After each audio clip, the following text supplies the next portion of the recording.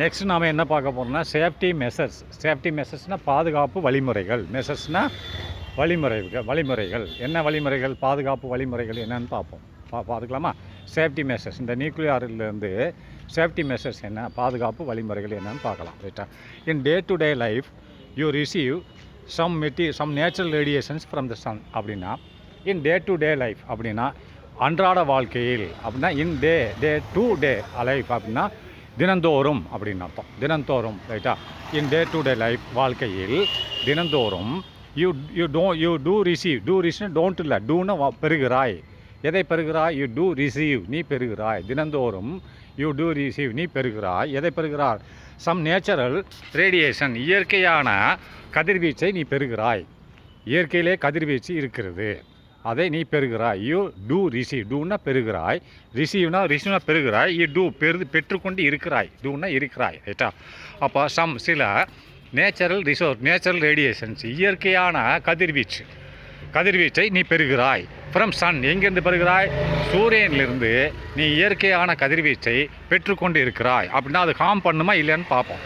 The radio active elements present in the soil. அப்படின்னா radio active எலிமெண்ட்னு சொன்னால் கதிர் இயக்க element, தனிமம். ரைட்டா? கதிர் இயக்க தனிமம் எங்கே இருக்கிறது? கதிர் இயக்க தனிமமானது ப்ரெசன்ட் இருக்கிறது. எங்கே இருக்கிறது? இந்த சாயில், அப்படின்னா மண்ணிலே இருக்குது. த ரேடியோ ஆக்டிவ் எலிமெண்ட்ஸ் அப்படின்னு சொன்னால் கதிர் இயக்க தனிமமானது எங்கே இருக்கிறது? ப்ரெசன்ட் இருக்கிறது. இந்த சாயில், மண்ணில் இருக்கிறது. அண்டு ராக்ஸ்னால் பாறைகளில் இருக்கிறது. ரைட்டா?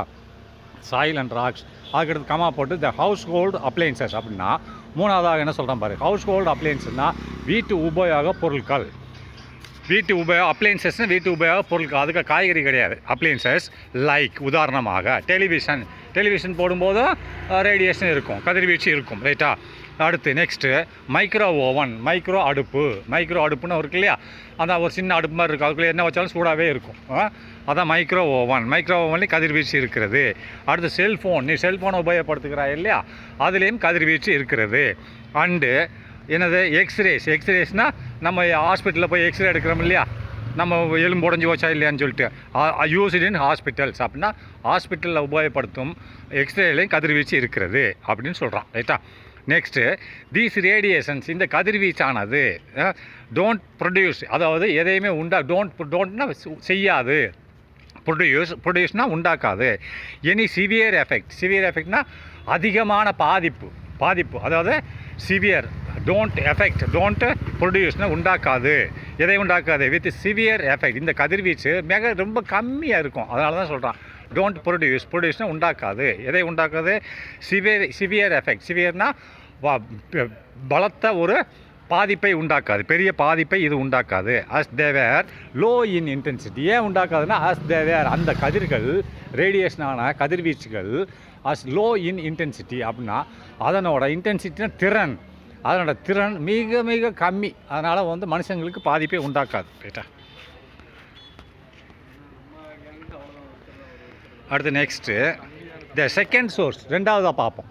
எது பாதிப்பு உண்டாக்குதுன்னு பார்ப்போம். த செகண்ட் சோர்ஸ் அப்படின்னா இரண்டாவது ஒரு மூலப்பொருள், இரண்டாவது ஒரு மூலம்னா அதுலேருந்து கதிர்வீச்சு வரும். அது எதுலேருந்து வருதுன்னு பார்ப்போம். இரண்டாவது மூலம், சோர்ஸ்ன்றது அதுதான், அதுலேருந்து கிளம்புறது. ரைட்டா? சோர்ஸ்னால் ஒரு மூலப்பொருள். ரைட்டா?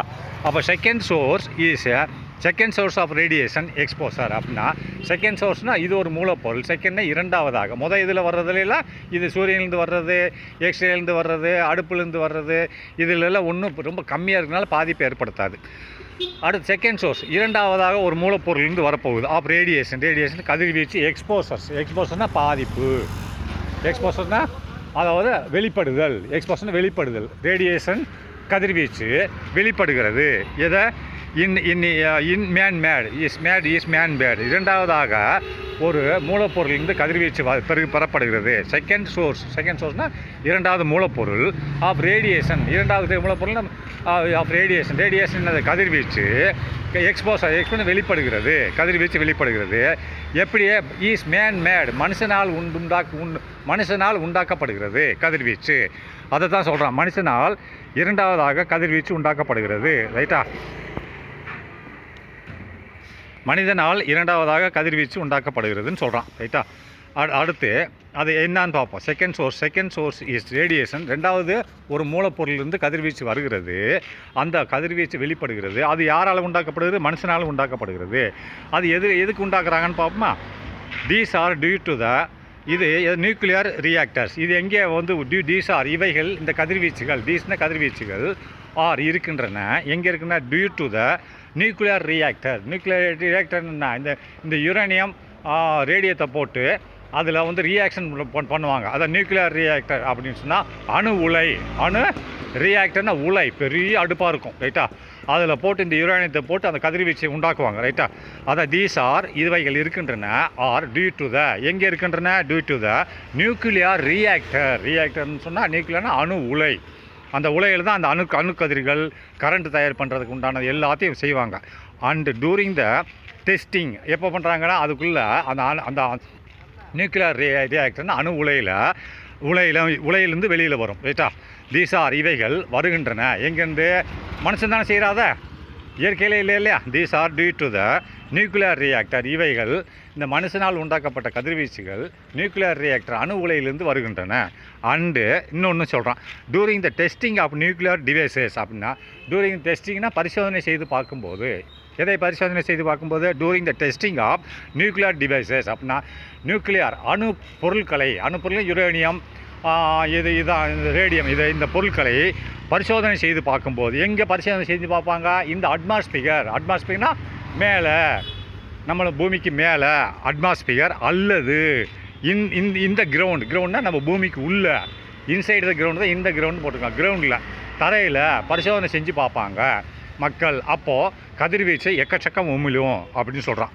இவங்க என்ன பண்ண அணு உலையிலேருந்து வரக்கூடிய கதிர்வீச்சுகள் ஒன்று. ரெண்டாவது டூரிங் த டெஸ்டிங் பண்ண பார்க்குறாங்களே, டெஸ்டிங் பண்ணும்போது யுரேனியம் இதெல்லாம் டெஸ்ட் பண்ணும்போது அட்மாஸ்பியரில் டெஸ்ட் பண்ணுவாங்க. அட்மாஸ்பியர்னா மேல் வளிமண்டலத்தில் செக் பண்ணுவாங்க, அல்லது பூமிக்கு கீழே செக் பண்ணுவாங்க. அப்போது இது என்ன செய்யும்னு சொன்னால் கதிர்வீச்சை உமிழும். அப்போது improper and careless handling of the radio active materials அப்படின்னா release harmful radiations in our environment அப்படின்றான்.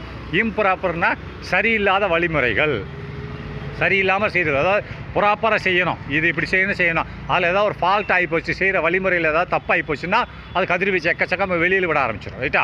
இது உள்ளே இருக்காது. அந்த அந்த நியூக்ளியர் ரியாக்டருக்குள்ளே எல்லாம் அப்போ பயங்கர தடிமனான இருக்கும். ஏதாவது கசி ஏற்படுச்சுன்னா பக்கத்தில் உள்ளவங்க செத்தான். அதனால தான் சொல்கிறேன் இம்ப்ராப்பர் அப்படின்னா வழிமுறை இல்லாமல், ஒரு சரியான வழிமுறை இல்லாமல், மற்றும் என்ன இம்ப்ராப்பர் சரியான வழிமுறை இல்லாமல், வழிமுறையை கடைபிடிக்காமல். ப்ராப்பர்னா வழிமுறை, இம்ப்ராப்பர்னா வழிமுறை இல்லாமல்.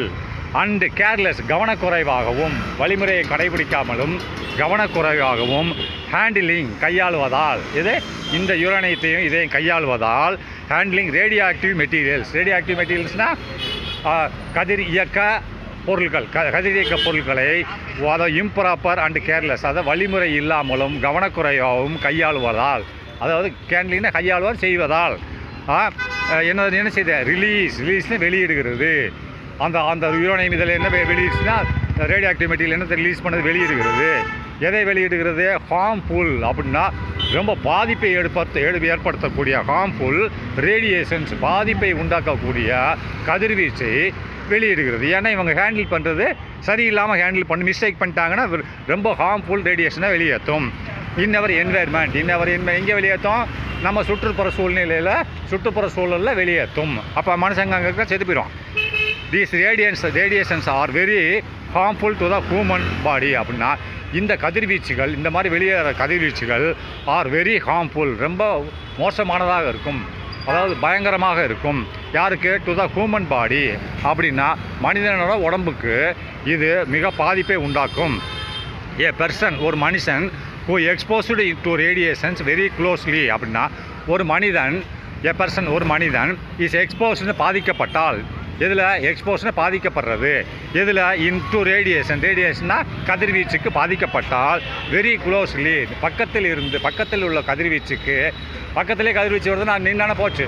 இஸ் எக்ஸ்போஸ்னா பாதிக்கப்பட்டால், எதில் பாதிக்கப்பட்டால் டு ரேடியேஷன்ஸ்னு கதிர்வீச்சுக்கு, வெரி க்ளோஸ்லி கதிர்வீச்சுக்கு மிக அருகில் ஒரு மனிதன் பாதிக்கப்பட்டாலோ, அல்லது ஃபார் லாங்கர் டூரேஷன் நீண்ட காலமாக ஒரு மனிதன் கதிர்வீச்சுக்கு பக்கத்தில் நின்று அவன் பாதிக்கப்பட்டாலோ அல்லது ஃபார் ஏ லாங்கர் டியூரேஷன் நீண்ட காலமாக is at a great health risk அப்படின்னா அப்போ நீண்ட காலமாக அவங்க வேலை செஞ்சுட்டு இருந்தாலும் ஃபார் ஏ லாங்கர் டியூரேஷன் நீண்ட காலமாக வேலை செஞ்சுருந்தாலோ அதான் போட்டிருக்கான். எ பர்சன் ஹூ இஸ் எக்ஸ்போஸ்னா பாதிக்கப்பட்டால் எதில் டு ரேடியேஷன்ஸ் வெரி க்ளோஸ்லி அப்படின்னா அவன் பக்கத்தில் ஒரு ரேடியேஷன் ஆகிட்டு இருக்கும்போது இருந்தாலோ அல்லது ஒரு லாங்கர் டியூரேஷன் நீண்ட காலமாக அதுக்கு பக்கத்தில் அதில் வேலை செஞ்சுட்டு இருந்தாலோ அவங்க பாதிக்கப்படுவாங்க. ரைட்டா? நீண்ட காலம் ஒரு அந்த இதில் வேலை செஞ்சு பாதிக்கப்படுவாங்க. கமா போட்டு ஈஸ் ஆல் அதுக்கடுத்து என்ன போட்டிருக்கான், is at greater health risk அப்படின்னா ஈஸ் அட் அப்படி இருந்தால் அவனுக்கு என்ன ஈஸ் இருக்கிறது அட் கிரேட்டர்னா ரொம்ப ஹெல்த்துனா சுகாதாரத்தில் ரிஸ்க்குனா மோசம் அப்படி இந்த ரிஸ்க்குனா மோசமாக இருக்கும். And can be affected genetically அவன் பாரம்பரியமாக பாதிக்கப்படுவான் இதில் ஜெனட்டிக்கலி அப்படின்றான். அப்படி next I love old is our mother earth அப்படின்னா நான் என்னோட ஹவ் ஐ லவ் இல்லை how old is our mother earth அப்படின்னா என்னோட தாய் பூமியானது எவ்வளோ பழமை வாய்ந்தது. ஹவ் ஓல்டுனா பழமை வாய்ந்தது அப்படின்னு கேட்குறான். ஆர் யூ எனி கெஸ் ஏதாவது உனக்கு ஐடியா இருக்கா அப்படின்னு கேட்குறான். இட் இஸ் நியர்லி இது எவ்வளோ வருஷத்துக்கு பழமை வாய்ந்தது தெரியுமா? 4.54 × 10⁹ இயர்ஸ். 9 சேர்க்கணும். 4 அடுத்து 9 சேர்த்தா எவ்வளோ வருமா? அரவுண்டு 45,40,00,000 வருஷம். 45,40,00,000 வருஷத்துக்கு முந்தி தான் இந்த பூமி உண்டானது என்று சொல்கிறாப்பலாம். ரைட்டா? அடுத்து பெர்மிட்டட் ரேஞ்ச் அடுத்ததில் பார்க்கலாம்.